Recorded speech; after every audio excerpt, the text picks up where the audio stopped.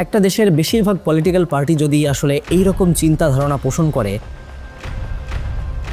তাহলে তাদের হাতে পুরো দেশের ক্ষমতার ভার ছেড়ে দেওয়াটা আসলে বোকামি ছাড়া কিছুই নয়। স্বাধীনতার পর থেকেই পুরো বাংলাদেশ কেন্দ্রীয় সরকারের আওতায় শাসন হয়ে আসছে। এখানে কেউ একবার ক্ষমতার চেয়ারে বসতে পারলেই সেখান থেকে তাকে নামানো দায় হয়ে দাঁড়ায়। ওই পার্টিকুলার দেশের যে বিচ্ছিন্নতাবাদীরা আছে তাদের আসলে দৌরাত্ম্য কতটুকু সেটা বুঝতে পারা, কারণ বিচ্ছিন্নতাবাদীরা তৈরি হয় মূলত জাতিগত বা ধর্মগত ভিন্নতার কারণে। রিপোর্টে বাংলাদেশকে 4টি প্রদেশে ভাগ করে শাসন ব্যবস্থা জারি করার প্রস্তাবনা দেওয়া হয়েছে। এখানে লাভটা আসলে কার, অথবা এর পেছনে কি আসলেও কোনো ষড়যন্ত্র আছে?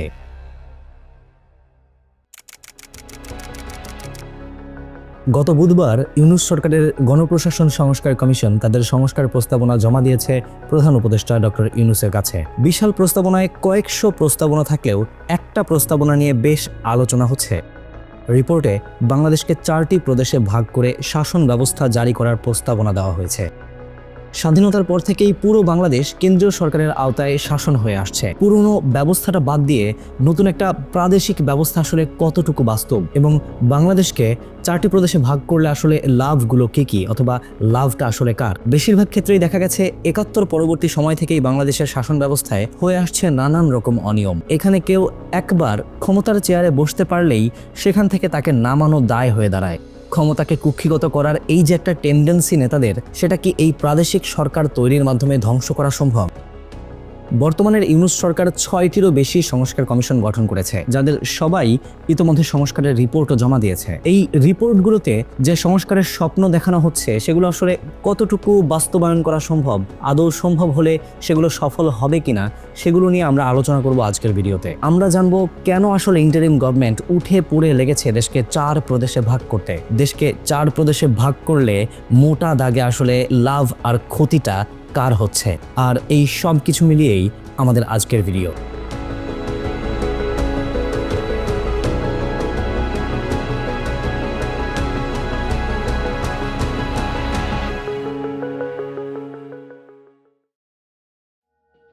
আজকের আলোচনাটা বেশ জটিল হলেও আসলে সব বয়সী মানুষের ব্যাপারটা সম্পর্কে জানার দরকার, বোঝার দরকার। আর তাই আমি যতটা সহজে পারি একেবারে ঢেলে সাজিয়ে 4টা চ্যাপ্টারে ভাগ করে আজকের ভিডিওতে আলোচনা করব। কিন্তু তার আগে আমাদের আজকের ভিডিওর স্পন্সর এসআর ড্রিম আইটিকে একটা ধন্যবাদ দিতে চাই। নতুন বছরে এসআর ড্রিম আইটি সবার জন্য নিয়ে এসেছে এক বিশাল চমক, আর সেই চমকে আপনার হাতে পৌঁছাতে পারে iPhone 16 pro max, MacBook, gaming পিসি, ল্যাপটপ, স্মার্টফোন, স্মার্ট ওয়াচ সহ আরও অনেক নানান রকম আকর্ষণীয় গ্যাজেট, তাও আবার একদম ফ্রিতে। আসলে অবিশ্বাস্য এই আলাপটা হতেও পারে সত্যি, এবং একেবারে ফ্রিতে কোনো রকম টাকা পয়সা খরচ না করে। এসআর ড্রিম আইটি নিয়ে এসেছে 12 দিনের ফ্রি স্কিল বুস্টার সেমিনার, যেখানে আপনি শিখবেন এআই টুলস এবং ডিজিটাল মার্কেটিং, গ্রাফিক ডিজাইনিং এর মতো সব ট্রেন্ডিং স্কিলস, যা আপনার প্রোডাক্টিভিটি 10 গুণ বাড়িয়ে দিবে। আর সবচেয়ে ভালো কথা, পুরো সেমিনারটি হবে সম্পূর্ণ ফ্রি।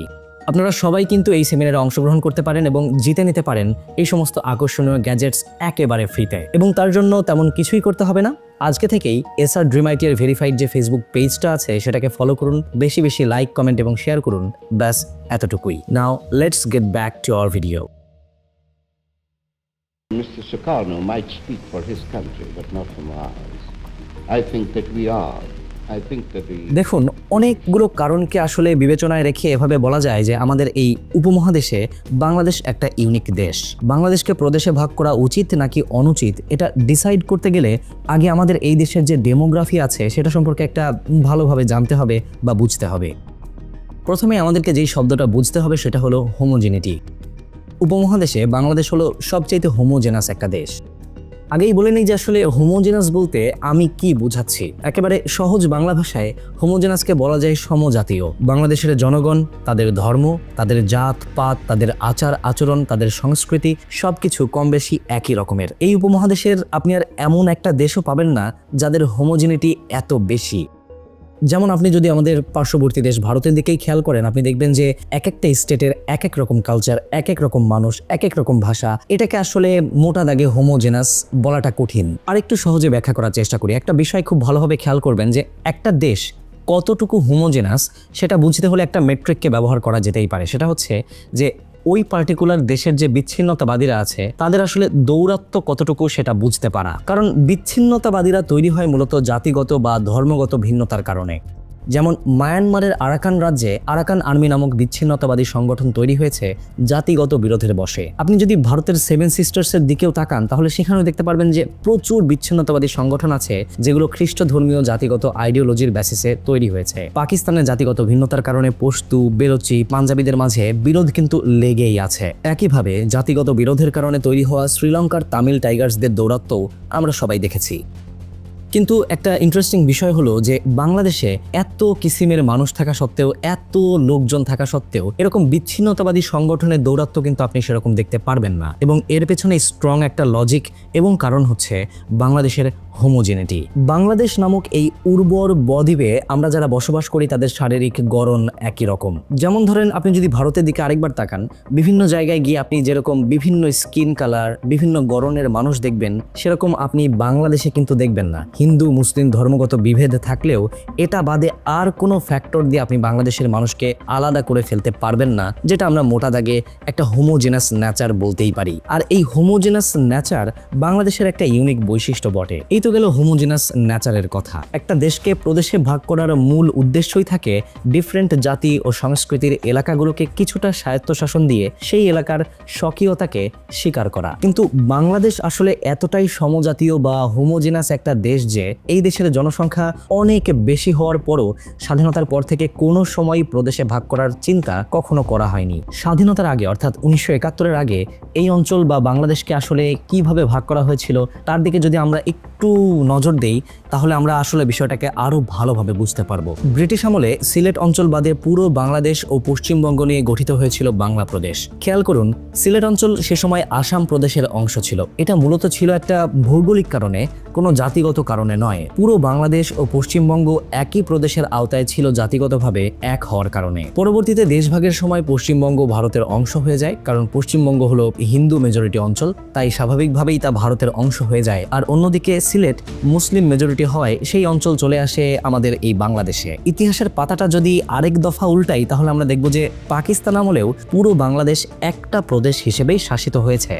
1970-এ পাকিস্তানকে 5টা প্রদেশে ভাগ করা হয়। এর মাঝে পশ্চিম পাকিস্তানকেই করা হয় 4 টুকরো। এটা মূলত সেই অঞ্চলের জাতিগত, ভৌগোলিক ও সাংস্কৃতিক ভিন্নতার কারণে। অন্যদিকে পূর্ব পাকিস্তানের জনসংখ্যা পশ্চিম পাকিস্তানের চেয়ে বেশি হলেও এই অঞ্চলকে একটা প্রদেশেই রাখা হয়, কয়েকটি প্রদেশে ভাগ না করে। কারণ এই অঞ্চলের হোমোজেনিটি এতটাই বেশি যে এটাকে ভাগ করা আসলে কোনোভাবেই কোনো রকম সেন্স মেক করে না। এই একটা কারণে ব্রিটিশ আমলে পূর্ব ও পশ্চিমবঙ্গকে যখন আলাদা করার শোরগোল ওঠে তখন তীব্র আন্দোলনের কারণে সেই দাবি বাস্তবায়িত হয়নি। যদিও পরবর্তীতে ধর্মভিত্তিক রাষ্ট্র তৈরি করার কারণে পশ্চিমবঙ্গ 47-এ পূর্ববঙ্গ থেকে আলাদা হয়ে যায়। কিন্তু এখানেই প্রশ্ন আসে যে যেই বাংলা অঞ্চল শতাব্দীর পর শতাব্দী ধরে একই অঞ্চলের আওতায় শাসিত হয়ে আসছে, সেটা আজকের দিনে এসে কেন পরিবর্তনের সুপারিশ করা হচ্ছে? কেন ইন্টারিম সরকার চাইছে বাংলাদেশকে 4টা প্রদেশে ভাগ করতে? এখানে লাভটা আসলে কার, অথবা এর পেছনে কি আসলেও কোনো ষড়যন্ত্র আছে? For those Bengalis cheering on the roof there, it's another day to savor the sweet taste of victory. For these prisoners of war, the bitterness of 1971-এ Bangladesh যখন স্বাধীন হয় তখন বাংলাদেশকে 4টা বিভাগে ভাগ করা হয়: ঢাকা, রাজশাহী, চট্টগ্রাম, খুলনা। এগুলো ছিল তৎকালীন প্রশাসনিক বিভাগ। একটা দেশকে বিভাগ ও ডিস্ট্রিক্টে ভাগ করা জরুরি প্রশাসনিক কাজ সুগম করার জন্যই। কিন্তু বিভাগে ভাগ করা আর প্রদেশে ভাগ করার মাঝে কি আসলেও কোনো তফাৎ আছে? হ্যাঁ, আছে। আর এই ডিফারেন্সটা বুঝতে হলে আমাদেরকে আরেকটা শব্দের সাথে পরিচিত হতে হবে, সেটা হচ্ছে ডিসেন্ট্রালাইজেশন। সহজ বাংলা হলো বিকেন্দ্রীকরণ। বিভাগীয় প্রশাসনিক ব্যবস্থা ও প্রাদেশিক ব্যবস্থার মাঝে ফারাক বুঝতে হলে এই একটা শব্দই যথেষ্ট। দেখুন, বাংলাদেশে বিভাগীয় প্রশাসনের আসলে নিজের সিদ্ধান্ত গ্রহণের কোনো ক্ষমতা নেই বললেই চলে। কেন্দ্র তথা ঢাকা থেকে যে আদেশ আসবে সেই হুকুম তামিল করাই হলো বিভাগীয় বা জেলা প্রশাসনের মূল কাজ। আঞ্চলিক এই প্রশাসনের হাতে না আছে আইন প্রণয়ন করার ক্ষমতা, না আছে কেন্দ্রের বাইরে এসে কোনো আইনকে বাস্তবায়ন করার ক্ষমতা। এখানে সমস্যাটা হলো পুরো দেশে একটা কেন্দ্রীভূত শাসন ব্যবস্থা বিরাজ করে। নির্বাচনের মাধ্যমে যেই দল ক্ষমতায় যায় সেই দলের হাতে পুরো দেশের একচ্ছত্র আধিপত্য চলে আসে। তার সরাসরি কমান্ডে একেবারে ইউনিয়ন লেভেল পর্যন্ত সব কার্যকলাপ চলে। আর অন্যদিকে প্রাদেশিক শাসন ব্যবস্থায় এই যে ক্ষমতা, সেটার একটা বিকেন্দ্রীকরণ বা ডিসেন্ট্রালাইজেশন ঘটে। প্রাদেশিক যে সরকার তৈরি হয় তার উপর কেন্দ্রীয় সরকারের পুরোপুরি আধিপত্য থাকে না। ভারতের কথাটাকে আমরা আরেকবার আমলে নিতে চাই। একটু যদি পশ্চিমবঙ্গের কথাই চিন্তা করুন, সেখানকার মুখ্যমন্ত্রী মমতা ব্যানার্জির পার্টি তৃণমূল কংগ্রেস, অন্যদিকে ভারতের কেন্দ্রীয় শাসনভারে যেই পার্টি আছে তার নাম বিজেপি। সুতরাং মোদ্দা কথা এমন দাঁড়ালো যে মমতা ব্যানার্জির পার্টি তৃণমূল কংগ্রেস ভারতের কেন্দ্রীয় শাসনভারে থাকা পার্টি বিজেপির বিরোধী। একবার যদি একটু চিন্তা করুন যে প্রাদেশিক শাসন ব্যবস্থায় ভারতে যেটা ঘটছে সেটা হলো কেন্দ্রীয় শাসনে থাকা পার্টির বিরোধী সরকার প্রদেশের ক্ষমতায় চলে আসছে। ফলে মোদির যে বিজেপি, তার প্রভাব কিন্তু ভারতের সব প্রদেশে একই রকম বা সমান নয়। প্রদেশের যে সরকার থাকে সে আইন তৈরি করতে পারে, তার মতো করে প্রয়োগও করতে পারে এবং এর পুরোপুরি ক্ষমতাই কিন্তু তার আছে। কর আদায় সহ প্রশাসনিক অনেক কাজেই তারা তাদের নিজেদের সিদ্ধান্ত নিজেরাই নেয়। কেন্দ্রীয় হস্তক্ষেপ এখানে খুবই কম থাকে। বিভাগীয় ব্যবস্থা এবং প্রাদেশিক ব্যবস্থা এই দুইটারই আসলে ভালো দিক, খারাপ দিক, প্রোজ কনস সবই আছে। যেমন বিভাগীয় ব্যবস্থার ক্ষেত্রে খুব সহজেই কেন্দ্রীয় সরকার পুরো দেশের নিয়ন্ত্রণ নিজ হাতে নিয়ে রাখতে পারে এবং দেশের পরিস্থিতি সহজেই নিয়ন্ত্রণ করতে পারে। কিন্তু আমাদেরকে দেখতে হবে আমাদের বাংলাদেশের জন্য এই যে একটা বিভাগীয় ব্যবস্থা, সেটা ভালো নাকি খারাপ। যদি আমাকে প্রশ্ন করেন একেবারে ব্যক্তিগতভাবে আমি বলবো ব্যাপারটা আসলে খারাপ। দেখুন, আজ পর্যন্ত বাংলাদেশে যত দল মেজরিটি ভোট নিয়ে সরকার গঠন করেছে তারা ক্ষমতার অপব্যবহার করেছে। একচ্ছত্র আধিপত্য বিস্তারের মাধ্যমে জনগণকে করে গেছে শোষণ। একটা দেশের বেশিরভাগ পলিটিক্যাল পার্টি যদি আসলে এই রকম চিন্তা ধারণা পোষণ করে, তাহলে তাদের হাতে পুরো দেশের ক্ষমতার ভার ছেড়ে দেওয়াটা আসলে বোকামি ছাড়া কিছুই নয়। সর্বশেষ স্বৈরাচার শেখ হাসিনার শাসনামল ছিল আমাদের জন্য অশনি সংকেত। পুরো দেশে হাসিনা একচ্ছত্র ক্ষমতার বলয় তৈরি করতে পেরেছিল এই ক্ষমতার কেন্দ্রীভূত বৈশিষ্ট্যের কারণেই। আমরা যদি দেশে এরকম আরেকটা ফ্যাসিস্ট সরকার দেখতে না চাই, তাহলে বাংলাদেশের প্রশাসনিক পদ্ধতির পরিবর্তন ছাড়া আর কোনো উপায় নেই। এখন সেই পরিবর্তিত ব্যবস্থা আসলে প্রাদেশিক ব্যবস্থা হবে কিনা, সেটা হচ্ছে প্রধান প্রশ্ন। যে বিপ্লবের মাধ্যমে বাংলাদেশ আজকে নতুন এক কথায় বললে হ্যাঁ, বাংলাদেশের জন্য প্রাদেশিক ব্যবস্থা একটা ভালো সমাধান হতে পারে। তবে এ ব্যাপারে কিছু প্রশ্নের উত্তর দেওয়া জরুরি মনে করছি। দেশকে প্রদেশে ভাগ করার কথা উঠতেই অনেকেই প্রথমেই যেই আলাপটা টানছেন সেটা হলো বাংলাদেশ এত ক্ষুদ্র একটা দেশ, এটাকে আবার ভাগ করার দরকার কি? খুব সহজেই এটার উত্তর কিন্তু দেওয়া যায়। দেখুন, ইউরোপের বহু দেশ যেগুলো বাংলাদেশের চেয়ে অনেক ছোট, জনসংখ্যাও কম, সেসব দেশে প্রাদেশিক ব্যবস্থা কায়েম আছে। যেমন বেলজিয়াম, সুইজারল্যান্ড। গভর্নেন্স তথা প্রশাসনিক স্বচ্ছতার ব্যাপারে যে এই দেশগুলো তুলনাহীন তা আমরা বলতেই পারি। হ্যাঁ, এই কথা সত্য যে এই দেশগুলোর প্রাদেশিক শাসনের আওতায় আসার পেছনে ঐতিহাসিক কারণ আছে, কিন্তু প্রশাসন চালানোর জন্য যে প্রাদেশিক ব্যবস্থা সেখানে গুরুত্বপূর্ণ ভূমিকা রেখেছে এতে কোনো সন্দেহ নেই। আবার এমন অনেক দেশ আছে যে তারা তাদের দুর্নীতিকে ট্যাকেল করার জন্য প্রাদেশিক শাসন ব্যবস্থায় নিজেদেরকে শিফট করেছে এবং শিফট করার পর তারা অসামান্য ফলাফল পেয়েছে। দেখুন, বিশ্বের অনেক দেশেই একসময় কেন্দ্রীয় শাসন ব্যবস্থা ছিল, কিন্তু প্রশাসনিক জটিলতা, দুর্নীতি ও বৈষম্যের কারণে তারা প্রাদেশিক ব্যবস্থার দিকে এগিয়ে গেছে। এর ফলে দেশগুলো শুধু দুর্নীতি কমাতেই সক্ষম হয়নি, বরং অর্থনৈতিক উন্নয়ন, ন্যায় বিচার এবং স্থানীয় প্রশাসনের দক্ষতাও বহু গুণে বৃদ্ধি পেয়েছে। উদাহরণস্বরূপ ইন্দোনেশিয়া। একসময় এটা ছিল একদম কেন্দ্রীয়ভাবে নিয়ন্ত্রিত দেশ, যেখানে সব সিদ্ধান্ত জাকার্তা থেকে নেওয়া হতো। কিন্তু 1998 সালের পর থেকে দেশটি স্থানীয় প্রশাসনকে ক্ষমতা দিতে শুরু করে এবং 2001 সালে ডিসেন্ট্রালাইজেশন আইন পাশ করে। এর ফলে প্রতিটি প্রদেশ নিজস্ব অর্থনীতি, শিক্ষা ব্যবস্থা এবং উন্নয়ন পরিকল্পনা নিয়ে কাজ করতে পারে। বিশেষ করে সম্পদশালী অঞ্চলগুলো যেমন আচে এবং পাপুয়া নিজেদের উন্নয়নকে ত্বরান্বিত করতে পেরেছে। এরপর আসা যাক স্পেনের কথায়। স্পেনের ফ্রাঙ্কোর শাসনামলে অর্থাৎ 1939 থেকে 1975 পর্যন্ত পর্যন্ত পুরো দেশ একটা কঠোর কেন্দ্রীয় ব্যবস্থায় পরিচালিত হতো, যেখানে স্থানীয় সরকারগুলোর ক্ষমতা ছিল সীমিত। কিন্তু 1978 সালে সংবিধানের মাধ্যমে 17টি স্বায়ত্তশাসিত কমিউনিটি গঠন করা হয়, যারা নিজেদের আইন, বাজেট এবং প্রশাসনিক কাঠামো পরিচালনা করতে পারে। এর ফলে কাতালোনিয়া ও বাস্ক দেশ অর্থনৈতিকভাবে সমৃদ্ধ হয়ে ওঠে এবং জাতীয় পর্যায়ে ব্যাপক অবদান রাখতে পারে। যদিও কাতালোনিয়া বর্তমান সময়ে স্বাধীন হয়ে যেতে চায়, এরকম একটা ইস্যু কিন্তু আমরা দেখতে পারি, এবং এই বিষয়টা আসলে অন্যরকম একটা কমপ্লেক্স ইস্যু। ওই পার্টিকুলার দেশের জিওপলিটিক্স নিয়ে এখানে আলোচনা করা জরুরি, কিন্তু সেই আলোচনায় ঢুকলে আমাদের আলোচনা আরও অনেক লেন্দি হয়ে যাবে, এবং সেই আলোচনা আমরা অন্য একটা ভিডিওতে করার চেষ্টা করব। আপাতত আমরা অন্য একটা দেশের এক্সাম্পলে ঢুকি, যেটা দিয়ে আসলে এই কমপ্লেক্সিটিকে একটু হলেও সলভ করা সম্ভব। যেমন ধরুন দক্ষিণ আফ্রিকা। দক্ষিণ আফ্রিকাও ছিল এমন একটা দেশ যেখানে কেন্দ্রীয় শাসনের কারণে বৈষম্য চরম পর্যায়ে পৌঁছেছিল। 1994 সালে বর্ণবাদী শাসন ব্যবস্থার অবসানের পর দেশটি 9টি প্রদেশে বিভক্ত হয়, যেখানে প্রত্যেকটি প্রদেশ নিজস্ব প্রশাসনিক ক্ষমতা পায়। এটি দক্ষিণ আফ্রিকায় গণতন্ত্রের ভিত্তিকে মজবুত করে এবং আঞ্চলিক অর্থনীতির বিকাশকে ত্বরান্বিত করে। এই দেশগুলোর অভিজ্ঞতা থেকে একটা বিষয় পরিষ্কার, যখন প্রশাসনিক ক্ষমতা শুধুমাত্র রাজধানী কেন্দ্রিক থাকে তখন তা দুর্নীতি, প্রশাসনিক অদক্ষতা এবং বৈষম্যের সৃষ্টি করে। কিন্তু যখনই ক্ষমতা আঞ্চলিক পর্যায়ে বন্টন করা হয় তখন স্থানীয় প্রশাসন নিজ নিজ অঞ্চলের চাহিদা এবং সম্ভাবনার ভিত্তিতে সিদ্ধান্ত নিতে পারে, যা দীর্ঘমেয়াদে রাষ্ট্রকে আরও শক্তিশালী করে। বাংলাদেশকেও যদি ঢাকা, রাজশাহী, খুলনা এবং চট্টগ্রাম এই 4টি প্রদেশে ভাগ করা হয় এবং একটি প্রাদেশিক ব্যবস্থা চালু করা হয়, তাহলে কেমন হবে? প্রতিটি প্রদেশে নিজস্ব প্রশাসন থাকবে, যারা স্থানীয় উন্নয়ন ও অর্থনৈতিক নীতি নির্ধারণ করতে পারবে। ঢাকার উপরে চাপ কমে আসবে, কারণ এখন রাজধানী থেকে দেশের প্রত্যেকটি অঞ্চলের সমস্যার সমাধান করতে হবে না এবং প্রত্যেকটি প্রদেশই স্বয়ংসম্পূর্ণ হয়ে ওঠার সুযোগ পাবে। এই যে পরিবর্তনটা, এটা কিন্তু বাংলাদেশে কেবল প্রশাসনিক স্বচ্ছতা বা দক্ষতা বাড়াবে না, বরং দুর্নীতি দমন, অর্থনৈতিক প্রবৃদ্ধি এবং সমান সুযোগ তৈরিতেও বেশ গুরুত্বপূর্ণ ভূমিকা রাখবে। বিশ্বের বহু দেশ যদি এই পথে হেঁটে সফল হয়, তাহলে বাংলাদেশ কেন নয়? কিন্তু এখানে একটা ছোট্ট কিন্তু আছে। ছোট্ট কিন্তু হলেও আসলে বিষয়টা বড় করে দেখা উচিত, কারণ প্রাদেশিক ব্যবস্থা গঠন, পরিকল্পনা এবং বাস্তবায়নের ক্ষেত্রে আসলে মোটা অঙ্কের টাকার প্রয়োজন, এবং এই যে পরিকল্পনা, এটা কিন্তু বেশ খরচের একটা বিষয়। বর্তমান প্রশাসনিক কাঠামো পুরোপুরি পরিবর্তন করতে হবে, নতুন অফিস আদালত বানাতে হবে, ইনফ্রাস্ট্রাকচার লাগবে, নতুন নিয়োগ লাগবে। এই সব কিছু করার খরচ আসলে অনেক বেশি।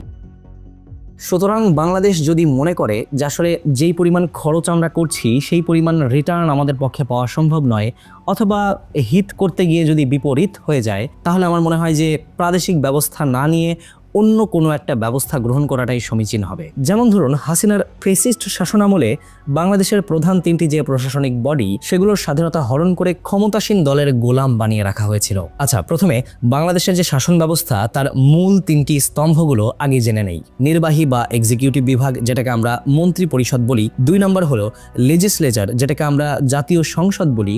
আর 3 নম্বর হলো জুডিশিয়ারি বা বিচার বিভাগ। এই 3টি বিভাগের যদি পর্যাপ্ত স্বাধীনতা নিশ্চিত করা যায়, তাহলে কেন্দ্রীয় শাসনের ফলে তৈরি হওয়া ক্ষমতার একীভূতকরণ অনেকাংশে আটকে যাবে। কিন্তু কথা হলো, যখন নতুন কোনো পার্টি ক্ষমতায় আসবে, তখন সেও তার ক্ষমতাকে আরো স্ট্রং করার জন্য এই 3টি স্তম্ভের উপর ছড়ি ঘোরাবে না, কিংবা আসলে নিয়ন্ত্রণ করার চেষ্টা করবে না। সেটার আসলে নিশ্চয়তা কি পুরোপুরি দেওয়া সম্ভব? আর যদি সম্ভব নাই হয়, তাহলে বাংলাদেশের এই 3 বিভাগের সুষ্ঠু ফাংশনিং আজ পর্যন্ত নিশ্চিত করা যায়নি, অথবা এখনো আসলে অনেকটা ধোঁয়াশার মধ্যে। আচ্ছা, অনেক তো হলো pros and cons and alternative নিয়ে আলোচনা। এবার একটু লাভ ক্ষতির ইকুয়েশনের দিকে যাওয়া যাক। দেখা যাক প্রাদেশিক ব্যবস্থা যদি আসলে কায়েম করা হয়, তাহলে লাভ কার আর ক্ষতি কার?